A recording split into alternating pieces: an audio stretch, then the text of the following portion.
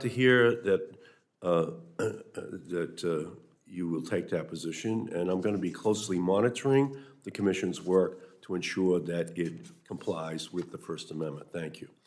Mr. Isaacman, you have deep personal and financial ties to Elon Musk. You have invested tens of millions of dollars in SpaceX. You have paid millions of dollars to SpaceX for 2 private space flights. Your payments company, Shift4, has an ongoing, quotes, global strategic partnership with Starlink worth millions each year. And according to a recent Wall Street Journal report, Musk personally asked you to lead NASA. Given SpaceX's significant interest before NASA, you can understand why the public would be concerned about conflicts of interest here. So let's try to set a few things straight. I understand that you met with Elon Musk at Mar-a-Lago in late 2024. Is that correct?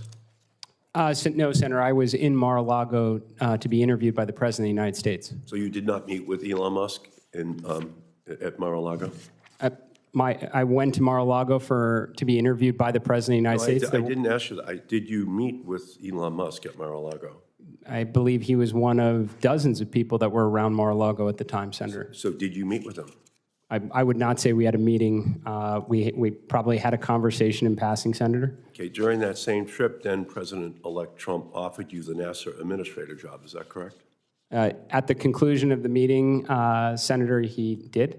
Thank you. Was Elon Musk in your meeting when Trump offered you the NASA position at Mar-a-Lago? Senator, I was interviewed by the President of the United States. Was Elon Musk in the meeting when he offered you the job? Senator, my meeting was with the President of the United States. So Elon Musk was not in the meeting, is that what you're saying? Senator, I was being interviewed and speaking with the President of the United States. You can just say he was not in the meeting. Was he in the meeting or not in the meeting?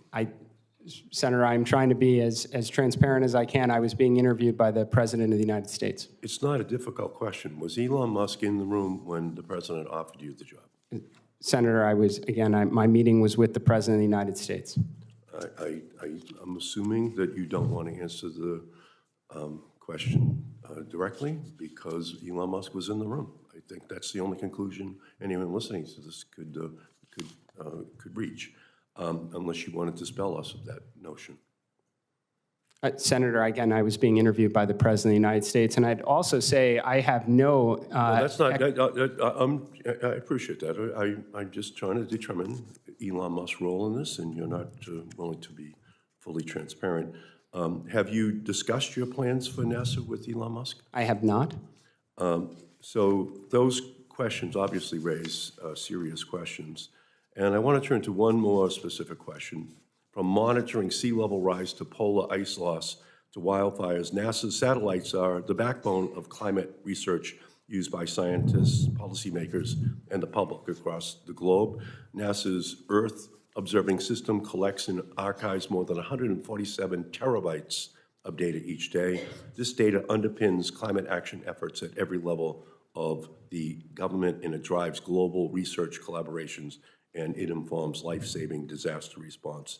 It's a public good, yet the Trump administration is seeking to undermine that.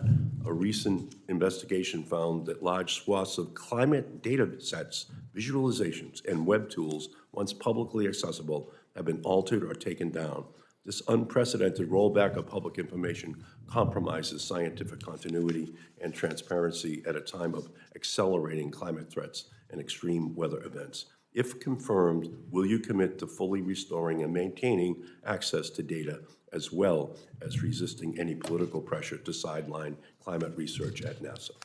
Senator, I can tell you I am very passionate about the Earth Sciences Division inside of NASA, especially with respect to anything that has impact on human life and the financial repercussions for remediating things such as wildfires, landslides, flooding.